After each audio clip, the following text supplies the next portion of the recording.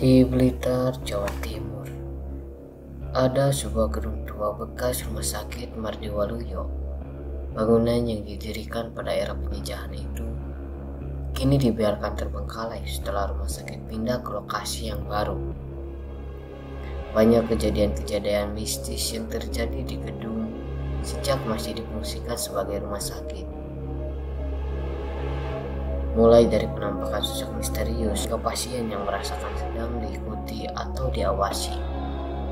Namun, cerita yang paling menghebohkan adalah seorang ibu hamil yang melahirkan di kamar mayat. Kisah ini berawal dari seorang ibu yang usia kandungannya sudah menginjak ke 9 bulan dan waktunya untuk melahirkan. Sepasang suami istri ini, sebut saja namanya Upa dan Adin. Mereka bukan warga asli kota Blitar. Mereka berdomisili di desa Ngeni dekat pantai Jembreng. Pada suatu malam sekitar jam 7, Adin mengajak sang istri Upa turun ke kota Blitar. Berniat ingin membeli baju bayi di toko perlengkapan bayi. Adin mengantar istrinya dengan mengendarai motor bebek ke kota Blitar. Sehabis membeli pakaian bayi, Adin mampir ke warung nasi goreng di pinggiran jalan Mawar. Tak terasa jam sudah menunjukkan pukul 10 malam. Adin dan Upa bergegas hendak pulang setelah makan. Ketika di parkiran motor, perut Upa menegang. "Mas, sepertinya aku akan melahirkan. Perutku sudah menegang," kata Upa sembari mengadu kesakitan sambil memegangi perut buncitnya. "Duh, gimana Bu? Nanti kalau menunggu sampai ke rumah, dan antri terlalu lama. Gimana ini?" ujar Adin sambil mengernyitkan dahi. Dia tak tega melihat istrinya yang terus menahan sakit. Akhirnya Adin pun langsung menunjukkan mesin motornya dan menyisiri jalan untuk mencari rumah sakit terdekat. Ketika melewati jalan depan gerbang masuk gedung tua rumah sakit Mardiwaluyo, entah bagaimana dalam penglihatan Adin dan Upa, rumah sakit itu tampak ramai sekali, seperti dulu saat difungsikan. Dan tanpa pikir panjang, Adin pun langsung bergegas masuk dan memapa istrinya berjalan menuju suster yang berjaga saat itu. Adin menyapa dan meminta tolong kepada suster tersebut. "Selamat malam, suster, tolong istri saya mau melahirkan." Tanpa bicara, suster itu hanya menjawab dengan senyuman sambil menganggukkan kepalanya.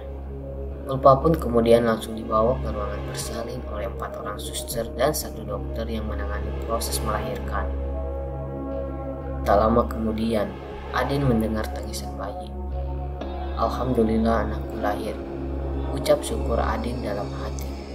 Istrinya pun dipindahkan ke kamar inap pasca bersalin. Adin pun mengucapkan terima kasih pada suster yang membantu memindahkan istrinya. "Terima kasih suster telah menolong istri saya melahirkan dengan selamat." Tapi suster itu tidak menyahut, hanya tersenyum dan menganggukkan ke kepalanya. Dilihatnya, istrinya tampak lemas dan berdaya. "Bu, aku pulang dulu ke rumah.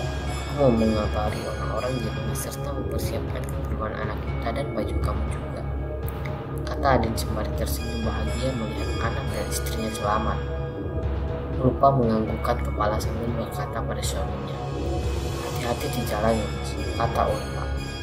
Adin pun pamit pada istrinya dan mencium pipi istri dan anaknya yang dibungkus kain jarik di samping Upa yang sedang belajar menyusui anaknya. Adin bergegas pergi meninggalkan ruang bersalin.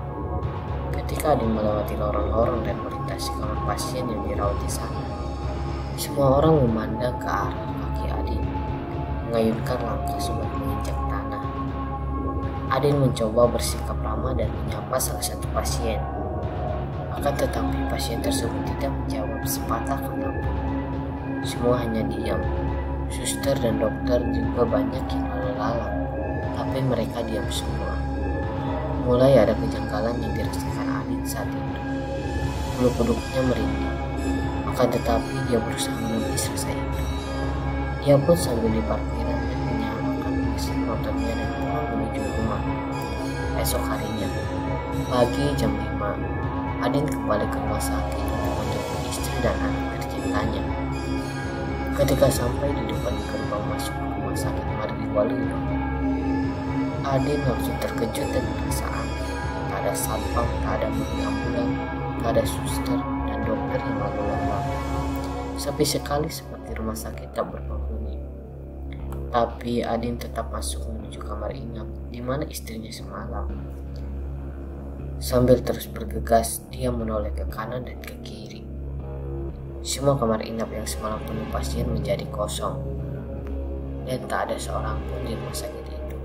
Hati Adin merasa merinding dan cemas. Jantungnya berdegup dengan kencang dan bulu kuduknya merinding. Sesampainya di kamar inap pasca melahirkan di mana tempat inap istrinya semalam, ia tercengang kaget. Lupa istrinya tidak ada di tempat. Ia semakin cemas dan takut. Tetapi dia tetap beranikan diri sambil menangis. Dia memanggil-manggil nama istrinya. Dia mencari ke setiap lorong kamar tetapi tak ada sahutan. Dia berlari dan terus mencari istri dan anaknya. Bu, ya Allah, kamu di mana, Bu? Teriak Adin. Tiba-tiba langkahnya pun terhenti. Ada satu lorong yang belum dilewati, yaitu lorong kamar mayat. Dia pun langsung bergegas menuju ruangan itu. Langkah Adin pun terhenti saat di depan pintu kamar mayat, karena mendengar suara isak tangis dari dalam ruangan kamar mayat tersebut. Dan seperti suara isak tangis istrinya bersamaan dengan tangisan bayi. Tanpa pikir panjang, Adin membuka pintu kamar mayat. Ya Allah, dia mendapati istrinya menangis duduk sambil memeluk anak-anaknya dengan wajah yang pucat pasi. Dan terlihat wajah ketakutan yang luar biasa. Dari raut wajahnya terlihat dia tidak sanggup untuk bicara, cuma menangis lega karena melihat kedatangan Adin yang datang menjemputnya. Adin langsung mengajak anak dan istrinya keluar dari pintu itu. Dia bergegas memacu motornya dengan diliputi rasa takut dan aneh. Sampai di rumah dia ada keselamatan besar untuk anak laki-lakinya. Tidak bisa dibayangkan dengan alarm. Kalau yang membantu untuk melahirkan waktu itu bukanlah suster dan dokter manusia, melainkan dan ari-ari atau batu bayi mereka tidak ada. Kata Ulfa diambil oleh suster yang menolongnya. Jangan lupa di like kalau kalian suka dengan video ini, share ke teman-teman kalian, dan subscribe, nyalakan notifikasinya. Terima kasih.